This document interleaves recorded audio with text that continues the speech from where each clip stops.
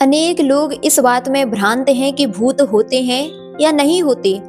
तो भूत होते थे, होते हैं और होते रहेंगे। आचार्य उमा स्वामी मुनि महाराज ने तत्वार्थ सूत्र ग्रंथ के अंदर में इस बात का खुलासा किया कि व्यंतर जाति के देव भी 8 प्रकार के होते हैं। कौन कौन से हैं वह?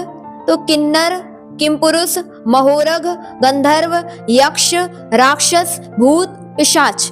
ये 8 प्रकार के भेद व्यंतरों के होते हैं, जिनके लिए यह व्यंतर गति तभी प्राप्त हुई है जिन्होंने पूर्व पर्याय में धर्म तो किया था, लेकिन साथ में संक्लिष्ट परिणाम कर लिए थे।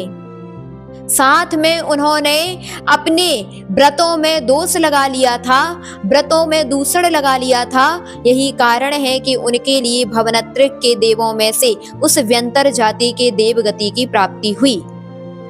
हर व्यक्ति भूत नहीं बनता। कई लोगों का कहना है कि किसी व्यक्ति की अकाल मृत्यु हो गई, 30-40 में मृत्यु हो गई, जबकि जीना 60-70 था, तो वह जीव मर करके 30-40 वर्ष तक भटकता रहता है, उसकी आत्मा भटकती रहती है। ऐसा बिल्कुल भी नहीं है। कोई भी आत्मा बिना शरीर के भटक ही नहीं सकती। इसी बात का खुलासा आचार्य उमा स्वामी मुनि महाराज ने तत्वार्थ सूत्र ग्रंथ के अंदर में किया। एकम दौ त्रीन वाना हारकाह, अर्थात यह जीव, यह आत्मा केवल और केवल 1, 2, 3 समय तक ही अनाहारक रह सकती है। इसके अलावा नियम से आहारक हो जाती है। अनाहारक और आहारक की क्या विशेषता? तो जब यह जीव एक गति से मरण करके दूसरी गति में गमन करता है, जो बीच की स्थिति होती है, जो बीच में गमन करने का समय होता है, वही 1 या 2 या 3 समय है। इतने समय तक ही यह जीव शरीर के बिना होता है। वह समय क्या है आखिर में?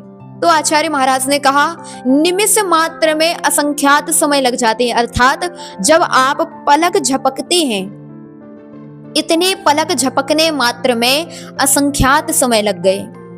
इस समय को आज तक विज्ञान भी नहीं नाप पाया, जिसके लिए हमारे जिनेंद्र देव ने वर्णन किया कि यह समय होता है जो कि काल की सबसे छोटी इकाई होती है।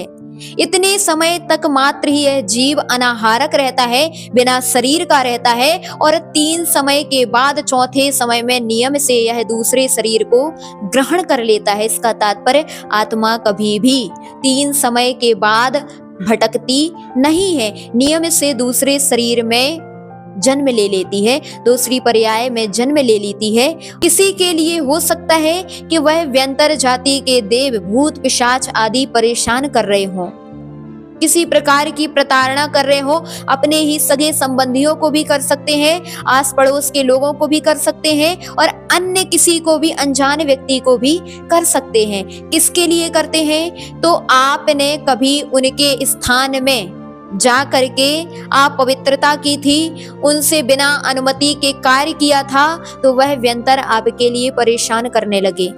कल्याण कारकम ग्रंथ में इस बात का वर्णन किया कि व्यंतर आदि उन्हीं के लिए परेशान करते हैं जो कि उनके पूर्व भव के वैरी होते हैं। इसके अलावा जिन्होंने पूर्व भव में उनके साथ बुरा व्यवहार किया था और वह जीव संक्लिष्ट परिणामों से मरा और व्यंतर बन गया, और अपने वैर भाव को इस पर्याय में वह पूर्ण करता है। ध्यान रखना, व्यंतर, भूत, पिशाच आदि विकृत नहीं होते, किसी भी प्रकार के विकराल नहीं होते, कभी वह मांस का भक्षण नहीं करते। उनका भोजन हमेशा अमृत आहार ही होता है। व्यंतर अपनी आयु के अनुसार पक्ष में, माह में आदि समयों में अमृत का आहार करते हैं। उनके कंठ से अपने आप ही अमृत नियत समय में झर जाता है और उनकी भूख वेदना शांत हो जाती है। क्योंकि देवों का जहां पर प्रकरण आया, वहां आचार्य महाराज सिद्धांत चक्रवर्ती नेमी चंद्र स्वामी ने जहां जीव कांड में व्याख्या की, वहां पर लिखा, दिव्यंती क्रीड्यंती देवा, जो दिव्य होते हैं, जिनका क्रीड़ा स्वभाव होता है, वही देव हुआ करते हैं और देवों का स्वभाव ही क्रीड़ा करना होता है। और मुख्यतः जो व्यंतर जाति के देव होते हैं वो क्रीड़ा करने के अधिक प्रेमी होते हैं। उन्हें दूसरों को परेशान करने में, दूसरों के लिए दुख देने में आनंद आता है। लेकिन सभी व्यंतर इस प्रकार के नहीं होते हैं। व्यंतर भी कुछ ऐसे होते हैं जो सम्यक दृष्टि भी होते हैं और कुछ ऐसे भी होते हैं जो मिथ्या दृष्टि होते हैं। जो मिथ्या दृष्टि देव होते हैं वही किसी शरीर में प्रवेश करके अन्य किसी जीव के लिए, अन्य किसी व्यक्ति के लिए परेशान करते हैं और परेशान करके वह इस बात में आनंद मानते हैं। आखिर में जिनको इस प्रकार की भूत आदि की वेदना सता रही है तो वह परेशान न हो।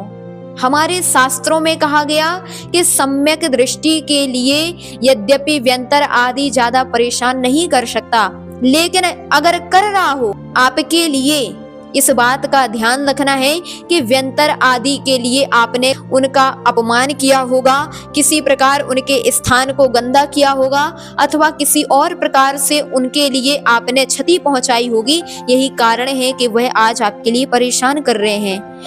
आप यदि उनसे जहां से भी आपको इस प्रकार की परेशानी उत्पन्न हुई है वहां जाकर के अगर आप क्षमा याचना कर लेते हैं उनसे तो आपकी यह परेशानी दूर हो सकती है।